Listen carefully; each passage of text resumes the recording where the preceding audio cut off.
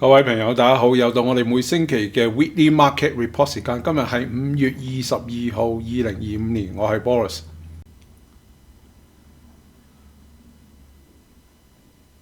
呢個星期咧就美國嘅國債咧就俾 Moody's 咧就 downgrade 啦，由原本嘅 AAA 咧就變到 AA1 啦，令到市場咧就一日之間就市場大跌啦。咁跟住咧息口咧就大升，美元大跌嚇。咁今日會同大家分析呢個 downgrade 有啲咩嘅影響啦。另外咧就係話咧個市場到底係唔係話短期已經見咗一個高位，咁跟住有調整，或者就係只不過係一個短期嘅調整咧？大家要知道咧，美國國債 downgrade 已經唔係新嘅新聞㗎啦，因為咧美國國債已經過去俾2間 credit rating 公司咧 downgrade 過嘅，其中一個最大嘅就係 S&P 啦。咁所以咧，基本上嚟講，美國國債俾人 downgrade 係預咗㗎啦。所以咧，呢個影響咧就唔係真係咁大嘅對個股市嚇。大家唔好以為咧一個 downgrade 之後咧個市場就會去翻熊市啊。其實最主要影響嘅咧就係個債券市場啦。大家見到咧點解債券市場由5月開始啊係一路升上去，甚至你可以講喺4月嘅時間咧升咗上去之後，喺呢度產生咗呢一個 ABC 咁樣升幅，而且而家係突破咗啦。呢個係10年債券息口啊，10年債券息口咧係升到4.5厘啦，但係20年嘅債券息口已經去超過咗5厘㗎啦，而30年債券息口咧係超過咗5.4厘嘅。咁即係話咧美國有好多嘅30年按揭咧已經去到6-7厘息咁高㗎啦嚇，咁意思即係話咧美國咧整體嚟講咧借錢就越嚟越貴啦。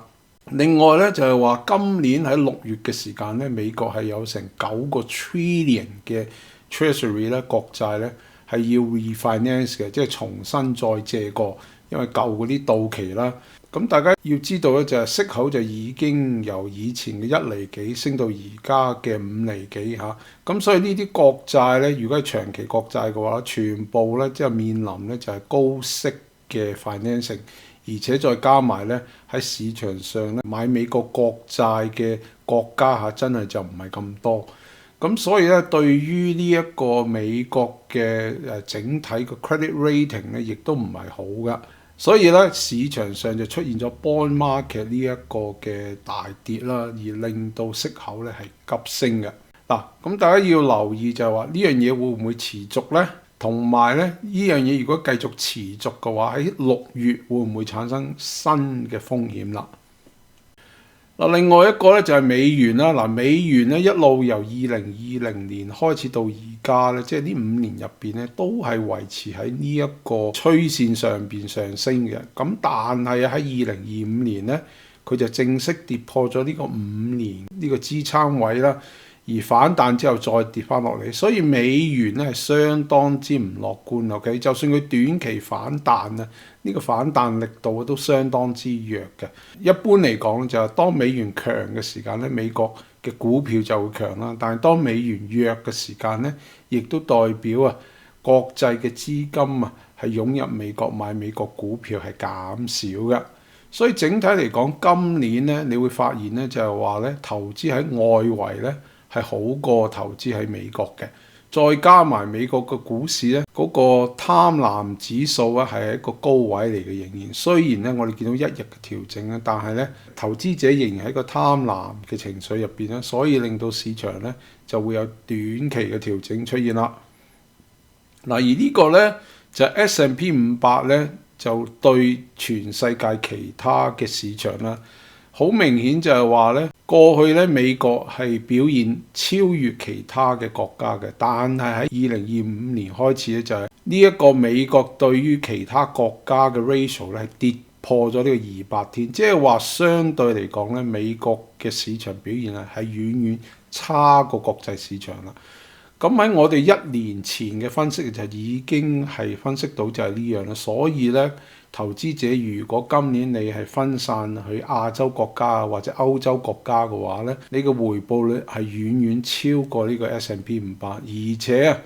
好多呢啲歐洲國家或者係亞洲嘅國家，佢已經突破咗新高㗎啦，而美國仲未突破新高㗎。嗱，咁喺一個星期入邊咧，我哋見到咧道瓊斯指數咧碰到呢一個最大嘅交投量嘅地方，產生阻力啦，跟住咧就開始調整啦。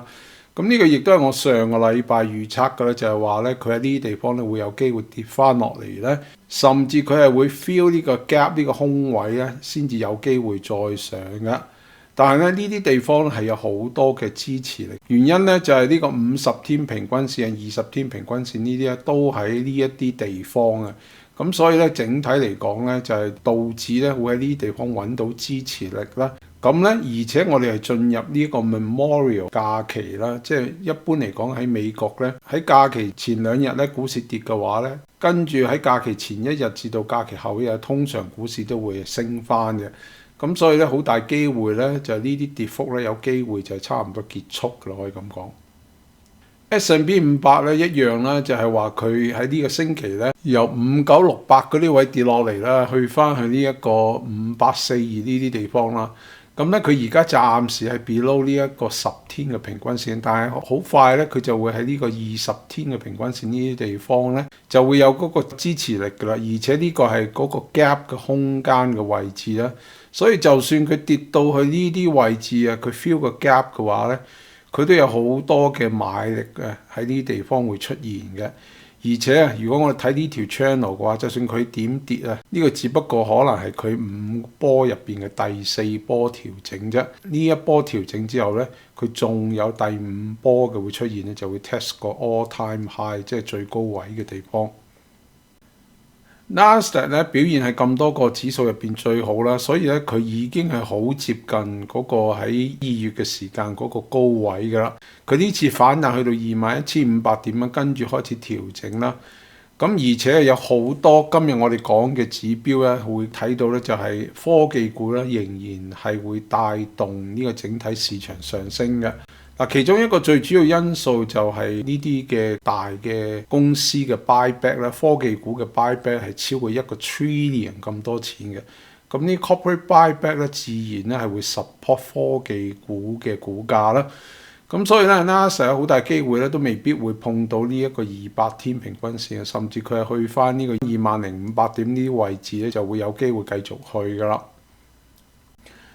嗱，Russell 2000咧係咁多個入邊最弱㗎啦。上個星期同大家講就係佢碰到呢條 trend line 嘅阻力位就會下跌啦。咁佢下跌咧 fill 咗呢個 gap 咧，係咁多個指數入邊第一個 fill 咗個 gap 嘅。咁佢去翻呢個支撐位嘅地方咧，所以咧 Russell 2000 small cap 指數咧好大機會咧就會喺呢一個197.5至到呢一個200嘅地方就會揾到支持位，咁跟住反彈㗎啦。嗱，咁喺一日同一個星期嘅表現咧，基本上嚟講市場咧整體係下跌嘅，咁所以咧大部分板塊咧都表現比較差嘅。但係喺一個表現差嘅市場入邊咧，我哋見到 communication service 咧仍然係領先緊其他板塊啦。咁咧 consumer defensive 咧都係 positive，healthcare 咧都有少少反彈啦。大家可以睇到咧 utility 啊、real estate 啊、financial 呢啲表現都係比較差，原因就係息口上升嘅關係啦。咁但係咧整體嚟講咧，呢個亦都唔代表嗰啲嘅市場咧轉向於過度防守嘅板塊啦。即係話個市場咧仍然係 bullish 嘅，可以咁講。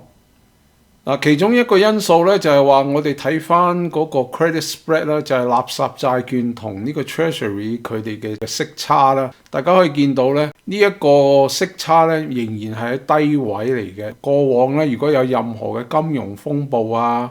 或者係經濟蕭條啊，我都要見到呢一個嘅息差會係飆升上去啦。但係呢一次咧，係仍然係維持低位啦，所以呢個證明咧，呢個市場咧仍然係冇乜大嘅風險喺入邊嘅。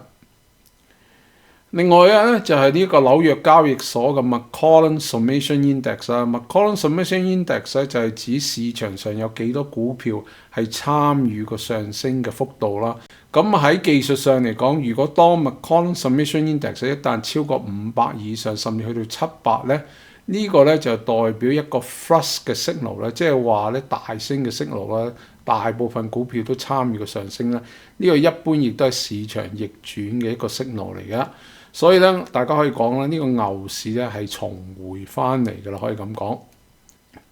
嗱，如果各位中意我嘅分析嘅話，或者你想知道市場入邊有咩投資機會嘅話咧，